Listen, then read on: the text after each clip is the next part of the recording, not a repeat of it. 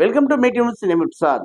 తమిళనాడులో ప్రాంతీయ పార్టీకి పట్టం కట్టారు. భారీ మెజార్టీ సీట్లు గెలిపించిన తమిళనాడు ప్రజలు. అంటే ఒక రకంగా చెప్పాలంటే ప్రాంతీయ పార్టీలకు అవకాశం ఇవ్వబోతున్నారా అంటే తెలంగాణలో కేసీఆర్ గారిని కలిసిన దళపతి అంటే మళ్ళీ మరొకసారి వచ్చే ఎన్నికల్లో బీఆర్ఎస్ పార్టీ ప్రభుత్వం ఏర్పడుతుందని ఇక్కడ బీఆర్ఎస్ నాయకులు ఒక ఆశ సిగురుతుందని ఒక ఆశాభావం. మరొక అంశం చూసుకుంటే వెస్ట్ బెంగాల్ లో బీజేపీ గెలిచింది. బీజేపీ నాయకులు భారతీయ జనతా పార్టీ కార్యాలయాల్లో సందడి చేసుకుంటున్నారు. అంటే తెలంగాణలో కూడా బీజేపీ నాయకులు రాబోయే అసెంబ్లీ ఎన్నికల్లో బీజేపీ ప్రభుత్వం ఏర్పడుతుందని బీజేపీ నాయకులు ఆశాభావం వ్యక్తం చేస్తున్నారు. కేరళలో కాంగ్రెస్ ప్రభుత్వం ఏర్పడింది. అంటే ఇక్కడ తెలంగాణలో కాంగ్రెస్ ప్రభుత్వం కొనసాగుతున్న క్రమంలో వచ్చే అసెంబ్లీ ఎన్నికల్లో కాంగ్రెస్ ప్రభుత్వం ఏర్పడుతుందని కాంగ్రెస్ నాయకులు ఆశాభావం వ్యక్తం చేస్తున్నారు. సో చూసుకున్నట్టయితే ఇప్పుడు ఏదైతే కేరళలో కాంగ్రెస్ ప్రభుత్వం, వెస్ట్ బెంగాల్లో బీజేపీ ప్రభుత్వం, ఆ నాయకులు తెలంగాణలో ఇదే ప్రభుత్వాలు రాబోతున్నాయి వచ్చే ఎన్నికల్లో అన్నట్టుగా ఆశాభావం వ్యక్తం చేస్తున్నారు.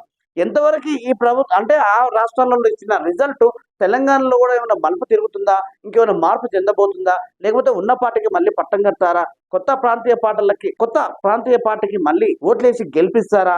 నిజంగా మొన్న తమిళనాడులో జరుగుతున్న ప్రాంతీయ పార్టీకి భారీ మెజార్టీ ఇచ్చి ఎక్కువ సీట్లు ఇచ్చిన ప్రాంతీయ పార్టీ అతి పెద్ద పార్టీగా అవతరించింది.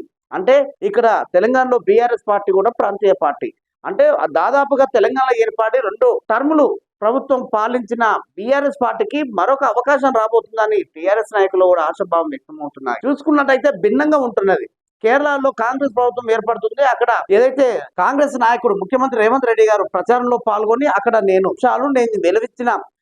చెప్పిన అంశాల మీదనే ఆధారపడి కేరళ ప్రజలు కాంగ్రెస్ కి పట్టం కట్టారని ఆయన ఒక ఆలోచన విధానాన్ని వాళ్ళు చెప్పే ప్రయత్నం చేస్తా ఉన్నారు. వెస్ట్ బెంగాల్ అదే కోణం జరుగుతూ ఉంది.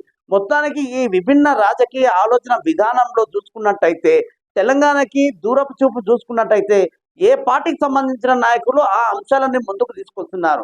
తెలంగాణ రాష్ట్ర ప్రజలు ఒక రకంగా సెంటిమెంటల్ కి కొంచెం దగ్గర అవుతున్నారు. లేదంటే కులాల మతాల వారీగా కూడా కొంచెం వాళ్ళు ఈ రాజకీయ నాయకులు వాళ్ళని ఇబ్బంది పెట్టే ఆలోచన చేస్తా ఉన్నారు. మొత్తానికి ఇక్కడ జరుగుతున్నటువంటి నాయకులకు అటు జరుగుతున్నటువంటి రాజకీయ ఆలోచన విధానానికి తెలంగాణ రాజకీయాలకి ఎంతవరకు ముడిపడి ఉన్నాయి అనేది మనం భవిష్యత్తులో చూడాల్సిన అవసరం ఉంది. చూస్తూనే ఉండండి మీట్ న్యూస్. నేను మీ ప్రసాద్.